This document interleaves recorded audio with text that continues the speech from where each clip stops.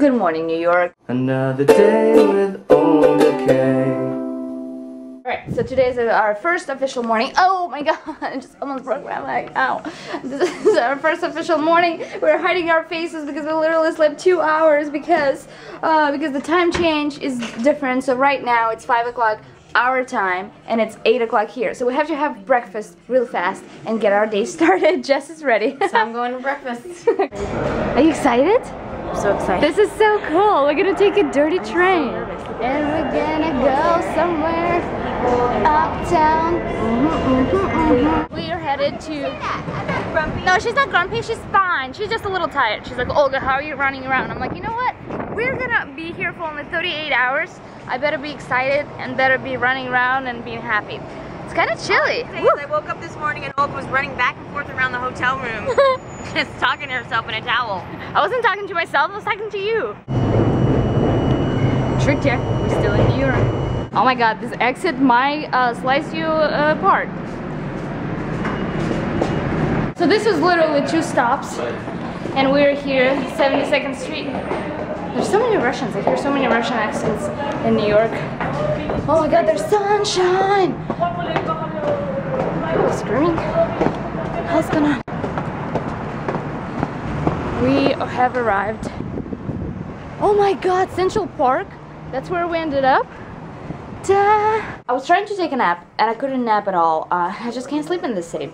And we're getting ready for our event. I got my jeans ready for me to wear because I don't know if I told you guys, but I forgot my jeans back in LA and that was the only outfit I packed for the event. Okay guys, so the reason why we are in New York is because of this charity event that we're invited to. So I'll tell you a little bit about it today. So we went and I'll show you some clips from it, and it literally broke my heart because there's a lot of things that I didn't know, and today I learned a lot. From my So right now we're going to learn a little bit about everything. How you got involved with this whole... I got approached by GirlUP about 2 years ago, and actually, funnily enough, it was actually, to be honest, it was me who approached GirlUP. I went to one of their events. I was just a guest at a cocktail party here in New York, and it was fascinating and all the rest of it, but what was most interesting is what the message was, and I just was there thinking, okay, it's lovely jewellery and all the rest of it, and then I heard the message. It was what happens. This is the reality. You go to these events and you don't really fully know what's actually going on, and all the time, and I was invited through some indirect route.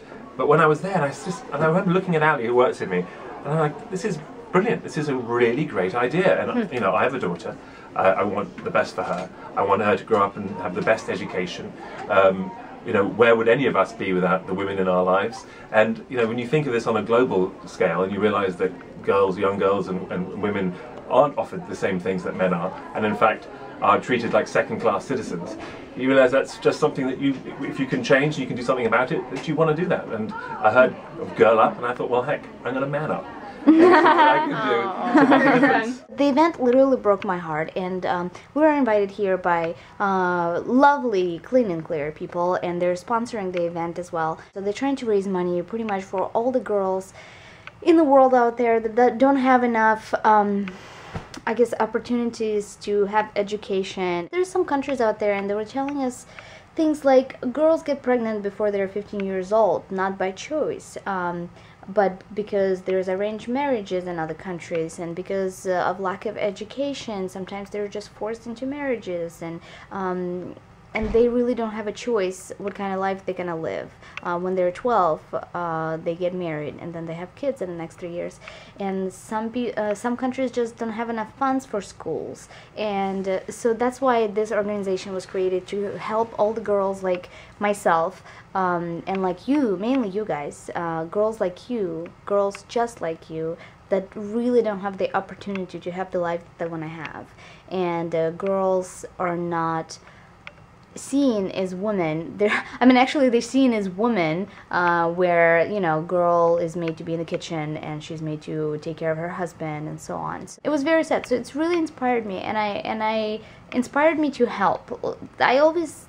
I feel like I'm always the happiest when I help people, but it's just like this was on a different scale for me personally. Like my heart was popping out of my chest, and I'm actually considering joining the foundation somehow, so I can help, and maybe I'll share what's happening with the foundation with you guys if I join. So I want to talk to those people, and I want to participate. I want to make a difference for all the girls out there. And I was watching the event, and there was a lot of girls who were like 13, your age, and I was literally crying. And they were just talking about how girls sometimes don't have enough power because they're not recognized as leaders, and something I deal with every day too. Even though I live in a great country, I have whatever I want to have because I work hard for it, but I also feel like even on YouTube there's not that many girls that are YouTubers and that are successful. I mean, there's some girls that do beauty videos and they're successful, but there's not that many girls in different genres because guys are usually respected for comedy and girls not so much. So a lot of girls not even trying to do things like that because they don't want the rejection. So my message for today is, and I'm going to show you a couple of clips from the event, but my message for today is, girls, we can do anything, okay? There's nobody going to stop us. We're going to dominate if we want to, because without girls, men will probably not exist. So without girls, men wouldn't be born. Without girls, men wouldn't be born. That's Jess. No one would be born. Nobody would be born. We are the power on this planet, and we have to remember this. And I'm not trying to brainwash all the girls out there, but this is very important to remember, and a lot of girls don't have enough courage. Some people are just not lucky enough. They're born in countries where they don't, sometimes they might not have future, and it sucks. So watch these clips. If you get something out of it, yay. If not, whatever. Eventually you will when you maybe get older. But I hope you guys enjoy it, and thank you so much for having me here. And I'm gonna finish up this vlog, and tomorrow we're gonna go sightseeing in New York. It's gonna be great. Education is key. It's what the GirlUP message is truly all about. It's about educating girls, because really that's the most powerful weapon anybody can have. Yeah. And you know, go to girlup.org and read about the facts.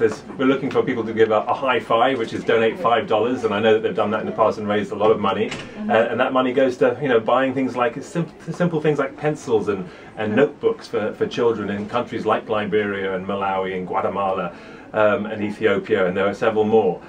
These things that may seem like not very much, but having a light to read at night so that you can do your studies is key when you live in a tent. And there is no electricity, so every dollar, every penny goes to buying these sorts of things. And you can give a high five. You can create a fundraiser in wherever you live. You can just spend 5 minutes reading about the issues. You can download the GirlUPfesto that GirlUP has, and you could share that with your friends. And you could share the page through your social media pages, and you can donate $5. So any of those, they take literally 5 minutes at most, and all help is appreciated. He's going to come on as a GirlUP champion, and we couldn't be more fortunate to have a great GirlUP champion in Nigel Barker.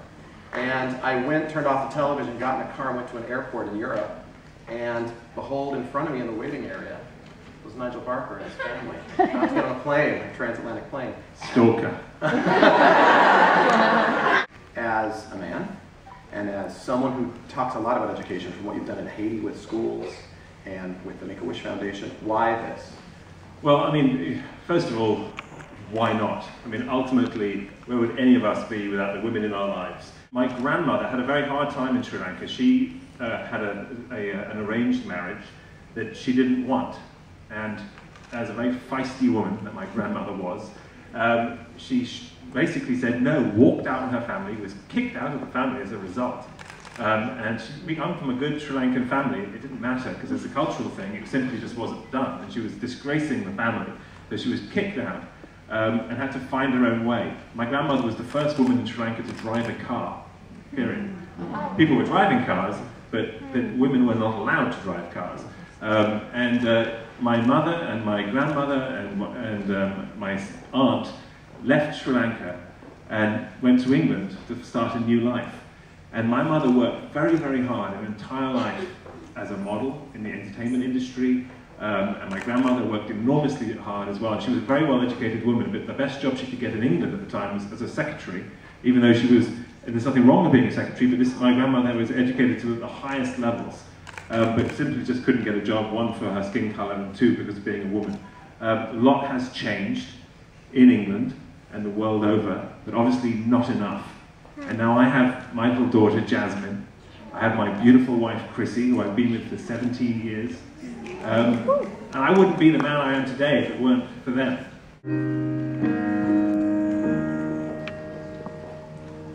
If I look far enough, what could I know? There's a girl who walks a rough road. There's a girl who sings a sadder song. But she's beside me on this journey. It's like a breeze that's me into the air. From high above I see so much we share. From here our differences just drift away. I reach out to her, we see the future.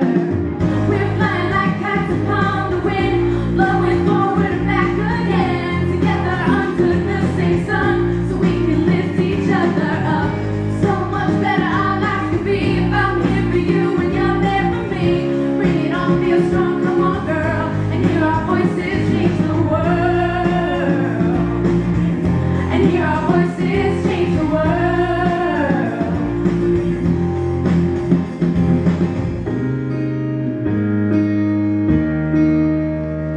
Alright, I love you guys. Moosh! Girl power! Yes!